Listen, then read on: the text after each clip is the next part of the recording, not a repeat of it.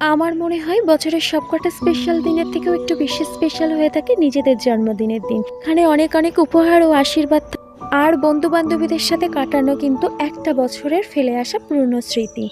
সকাল সকাল ঘুম থেকে উঠে বিছানা গুছিয়ে নিয়ে চলে গিয়েছিলাম ছাদে। ঠান্ডা একটা পরিবেশের মধ্যে সকাল সকাল দেখলাম পাথরকুচি গাছে সুন্দর ফুল ফুটেছে। তারপরে নিচে নেমে এলাম কারণ আব্বু অনেকগুলো মাছ নিয়ে এসেছে।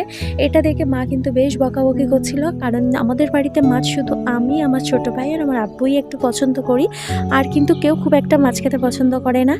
তো ঝামেলা ঝক্কি করার সাথে সাথে কিন্তু মাছগুলো সুন্দর করে পরিষ্কার করে নিল এবং যেগুলো রান্না করবে সেগুলো আলাদা করে বাকিগুলো কিন্তু ফ্রোজেন করতে ফ্রিজের মধ্যে ঢুকিয়ে দিলাম।